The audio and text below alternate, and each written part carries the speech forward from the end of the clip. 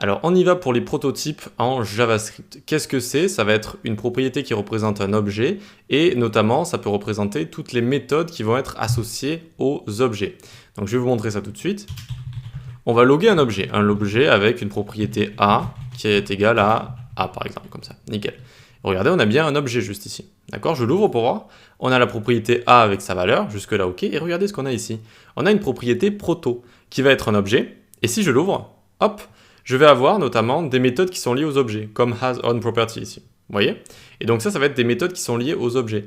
C'est des méthodes, en fait, dès que JavaScript va avoir un objet, pour éviter de répéter ces méthodes pour chaque objet, eh bien, il va créer une sorte de paquet, si vous voulez, avec toutes ces méthodes-là, et rattacher ce paquet avec cette propriété proto à tous les objets. Tous les objets pourront maintenant écrire hasOnProperty ici. Si je fais .hasOnProperty comme ça, et que je lui mets A par exemple, hop, il me met true. Vous voyez que ça fonctionne, en fait, je peux appeler une méthode sur cet objet, et pourquoi je peux?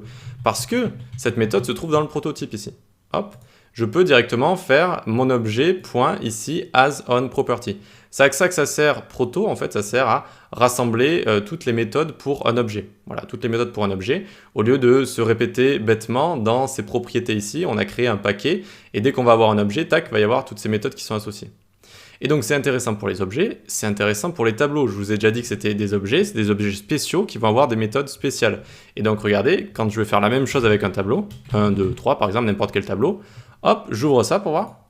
On a bien 0, 1, 2, 3, ce qui nous montre d'ailleurs que c'est un objet, avec index 0, 1, etc. C'est comme si on avait propriété, valeur à chaque fois.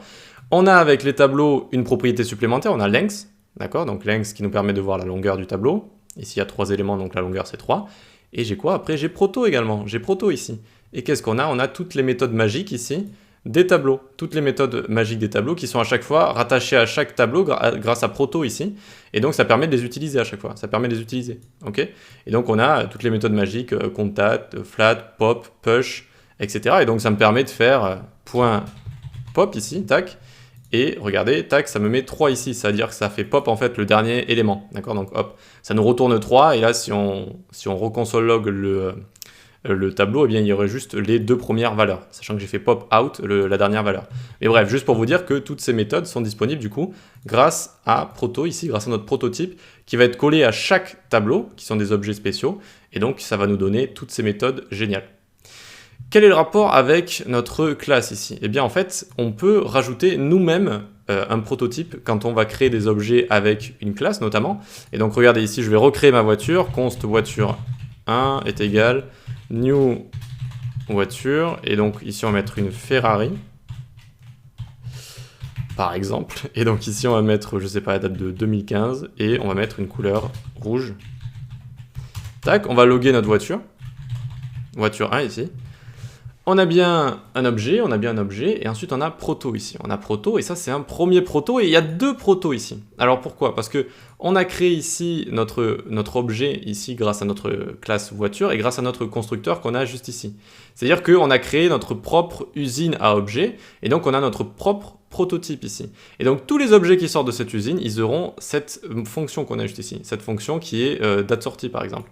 Et ils en auront une autre, ils auront également rajout option qu'on a rajouté là. Ils auront également rajout option, d'accord? Donc on peut créer notre propre prototype ici et y mettre n'importe quelle méthode. Mais ensuite ça reste un objet ce qu'on a ici. Et donc ça a également le prototype de l'objet ici, avec tout ça, d'accord? hasOnProperty, etc. Toutes les méthodes qu'il y a comme ça. Voilà donc ce que sont que les prototypes. Ça sert à créer des packages comme ça de méthodes qui vont pouvoir être utilisables sur tous nos objets, au lieu de répéter des méthodes qu'on rentrerait dans des propriétés ici, ce qui serait mauvais pour la mémoire par exemple. Eh bien on a une sorte de paquet qui est disponible pour chaque objet comme ça. Et donc ça se situe dans les prototypes.